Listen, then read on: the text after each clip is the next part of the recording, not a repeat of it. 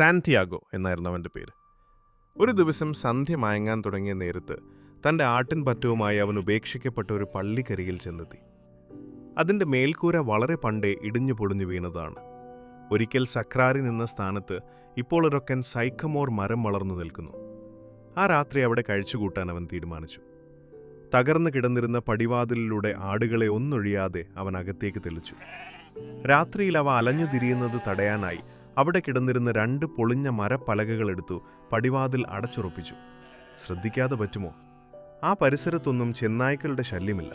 എങ്കിലും ആട്ടിൻകുട്ടികളല്ലേ, അവസരം കിട്ടിയാൽ അവ പുറത്തേക്ക് ചാടും. ഒരിക്കൽ അങ്ങനെ ഒരു അബദ്ധം പറ്റി. ഒരു കുഞ്ഞാട് അവൻ്റെ കണ്ണ് വെട്ടിച്ച് രാത്രി പുറത്തേക്ക് ചാടി. പിറ്റേന്ന് മുഴുവൻ സമയവും അവനത് തേടി തിരയേണ്ടി വന്നു, അത് കണ്ടെത്തി വീണ്ടും കൂട്ടത്തിനുള്ളിലെത്തിക്കാൻ. ഇട്ടിരുന്ന കോട്ടൂരി അതുകൊണ്ട് തന്നെ നിലത്തെ പൊടിയൊന്നടിച്ചു. മാറി അവൻ കിടക്കാൻ വട്ടം കൂട്ടി. വായിക്കാൻ കയ്യിൽ കരുതിയിരുന്ന പുസ്തകമെടുത്ത് തലയിണയായി വെച്ചു. അടുത്ത തവണ കുറച്ചുകൂടി കനമുള്ള പുസ്തകം തിരഞ്ഞെടുക്കണം, അവൻ തന്നെത്താൻ പറഞ്ഞു. വായിക്കാൻ കൂടുതൽ പേജുകൾ, തല ചായ്ക്കാൻ കൂടുതൽ കനമുള്ള തലയിണ. ഉറക്കമുണർന്നപ്പോൾ ആദ്യം മാനത്തേക്കാണവൻ നോക്കിയത്. പള്ളിയുടെ പാതി പൊളിഞ്ഞ മേൽക്കൂരയിലൂടെ ആകാശത്തങ്ങിങ്ങോ ചില നക്ഷത്രങ്ങൾ കാണാം. കുറച്ചു നേരം കൂടി ഉറങ്ങാമായിരുന്നു എന്നവന് തോന്നി. ആ സ്വപ്നമാണ് പെട്ടെന്ന് തന്നെ ഉണർത്തിയത്. കഴിഞ്ഞ ആഴ്ചയും കണ്ടു ഇതേ സ്വപ്നം. അന്നും ഇതുപോലെ തന്നെ. മുഴുവൻ കാണും മുമ്പേ ഞെട്ടിയുണർന്നു. ആടുമേയ്ക്കുന്ന അഗ്രം വളഞ്ഞ വടി കയ്യിലേന്തി അവൻ എഴുന്നേറ്റു. ഉറങ്ങിക്കിടന്ന ആട്ടിൻകൂട്ടത്തെ മെല്ലെ തട്ടി ഉണർത്താൻ തുടങ്ങി. പക്ഷേ അവൻ എഴുന്നേറ്റയുടൻ തന്നെ അവ മുക്കാലും അനങ്ങാൻ തുടങ്ങിയത് അവൻ ശ്രദ്ധിച്ചിരുന്നു. ഏതോ ഒരു നിഗൂഢ ശക്തി അവൻ്റെ ജീവിതത്തെ ആടുകളുമായി ബന്ധിച്ചു നിർത്തിയിരുന്നത് പോലെയായിരുന്നു അത്. കഴിഞ്ഞ 2 വർഷമായി തീറ്റയും വെള്ളവും തേടി നാട് മുഴുവൻ അവയെയും തെളിച്ചുകൊണ്ട് നടക്കുകയായിരുന്നല്ലോ. എൻ്റെ പതിവുകൾ ഇവ എത്ര കൃത്യമായി ധരിച്ചു വച്ചിരിക്കുന്നു, അവൻ സ്വയം മന്ത്രിച്ചു. ഒരു നിമിഷം അതിനെക്കുറിച്ച് ചിന്തിച്ചപ്പോൾ അത് മറിച്ചാവാമെന്നും അവന് തോന്നി. ഒരുപക്ഷെ അവനാവാം അവയുടെ മട്ടും മാതിരിയുമായി പൊരുത്തപ്പെട്ടിട്ടുള്ളത്. കൂട്ടത്തിൽ ചില മടിയന്മാരുണ്ട്. നല്ലവണ്ണം തട്ടി വിളിച്ചാലേ എഴുന്നേൽക്കൂ എന്ന് ശാഠ്യം പിടിക്കുന്നവർ. അത്തരക്കാരെ വടിയുടെ അറ്റം കൊണ്ട് തെല്ലുബലമായൊന്ന് തട്ടി ഓരോന്നിനെയും പേര് വിളിച്ച് അവൻ എഴുന്നേൽപ്പിച്ചു. താൻ പറയുന്നതൊക്കെ തൻ്റെ ആടുകൾ മനസ്സിലാക്കുന്നുണ്ട് എന്നായിരുന്നു അവൻ്റെ വിശ്വാസം. അതുകൊണ്ട് തന്നെ പുല്ലും വെള്ളവും തേടി ഊര് തെണ്ടുന്നതിനിടയിൽ അവറ്റയോട് മിണ്ടുകയും പറയുകയും അവനൊരു രസമായിരുന്നു. ഇടയ്ക്ക് താൻ വായിക്കുന്ന പുസ്തകങ്ങളിലെ രസകരമായ ഭാഗങ്ങൾ അവൻ അവയെ വായിച്ചു കേൾപ്പിക്കും. ചിലപ്പോൾ ഒരു പാവം ഇടയൻ്റെ ഏകാന്ത ജീവിതത്തിലെ വേദനകളും ആഹ്ലാദങ്ങളും അവയുമായി പങ്കുവയ്ക്കും. കടന്നുപോകുന്ന വഴിയിലെ കൗതുകമുണർത്തുന്ന വിശേഷങ്ങളും അവൻ അവയ്ക്ക് പറഞ്ഞു കൊടുക്കുമായിരുന്നു. പക്ഷേ കഴിഞ്ഞ ഏതാനും ദിവസങ്ങളായി അവൻ്റെ വർത്തമാനം മുഴുവൻ ആ പെൺകുട്ടിയെക്കുറിച്ച് മാത്രമായിരുന്നു. ഇനി 4 ദിവസത്തെ വഴി, പിന്നെ അവളുടെ ഗ്രാമമായി.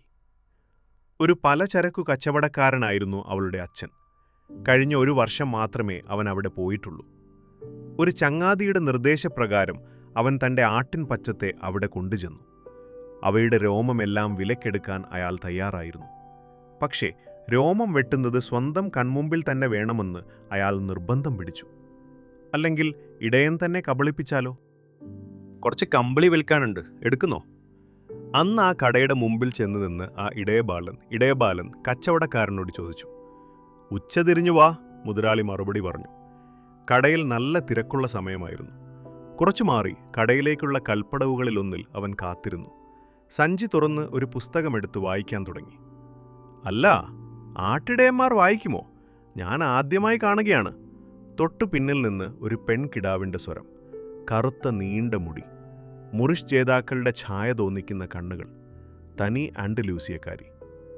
സാധാരണയായി ഞാൻ അധികവും പഠിക്കുന്നത് എൻ്റെ ഈ ആട്ടിൻ പട്ടത്തിൽ നിന്നാണ്, പുസ്തകങ്ങളിൽ നിന്നല്ല, അവൻ മറുപടി പറഞ്ഞു. അങ്ങനെ തുടങ്ങിയ സംഭാഷണം ഏതാണ്ട് 2 മണിക്കൂറോളം നീണ്ടുപോയി. അതിനിടയിൽ അവൾ പറഞ്ഞു ആ കടയുടമസ്ഥനാണ് അവളുടെ അച്ഛനെന്ന്. പിന്നെയും ഒരുപാട് വർത്തമാനം അവൾ പറഞ്ഞു. നാട്ടിൻപുറത്തെ വിരസമായ ദിവസങ്ങൾ, പ്രത്യേകിച്ചൊന്നും സംഭവിക്കാതെ ഇഴഞ്ഞു നീങ്ങുന്നു. അവനും ധാരാളം പറയാനുണ്ടായിരുന്നു. ഉൾനാടുകളിലെ വർത്തമാനങ്ങൾ, താൻ തങ്ങിയ മറ്റു പട്ടണങ്ങളിലെ വിശേഷങ്ങൾ. അങ്ങനെ അവളുമായി വർത്തമാനം പറഞ്ഞിരിക്കാൻ അവന് നല്ല രസം തോന്നി. തൻ്റെ ആട്ടിൻപറ്റവുമായി സൊള്ളുന്നതിൽ നിന്നും തികച്ചും വ്യത്യസ്തം. അപ്പോൾ നിങ്ങൾ എങ്ങനെയാണ് വായിക്കാൻ പഠിച്ചത്? അവളുടെ ചോദ്യം. സാധാരണ എല്ലാവരും പഠിക്കുന്നത് പോലെ തന്നെ, സ്കൂളിൽ പോയി. അവൻ്റെ ഉത്തരം. അത്രയ്ക്കൊക്കെ പഠിപ്പുണ്ടെങ്കിൽ പിന്നെ നിങ്ങൾ വെറുമൊരു ആട്ടിടയനായതെന്തിനാ? ആ ചോദ്യത്തിന് വ്യക്തമായൊരു മറുപടി പറയാൻ എന്തുകൊണ്ടോ അവൻ മടിച്ചു. പറഞ്ഞു കൊടുത്താൽ തന്നെ അത് അവൾക്ക് മനസ്സിലാവില്ലെന്ന് അവൻ ഉറപ്പായിരുന്നു. അതുകൊണ്ട് ഉരുണ്ട് പിരണ്ട് എന്തോ പറഞ്ഞ് അവൻ ഒഴിഞ്ഞു മാറി. അവളുടെ ശ്രദ്ധ തിരിക്കാനായി തൻ്റെ നീണ്ട യാത്രകളെക്കുറിച്ച് അവൻ പറയാൻ തുടങ്ങി. വഴിയിലെ കൗതുകങ്ങൾ, അസാധാരണമായ അനുഭവങ്ങൾ. തികഞ്ഞ ശ്രദ്ധയോടെ അവളതൊക്കെ മൂളിക്കേൾക്കുന്നു. ആ വിടർന്ന കറുത്ത കണ്ണുകളിൽ ഭയവും വിസ്മയവും മാറി മാറി താറത്തിളഞ്ഞു.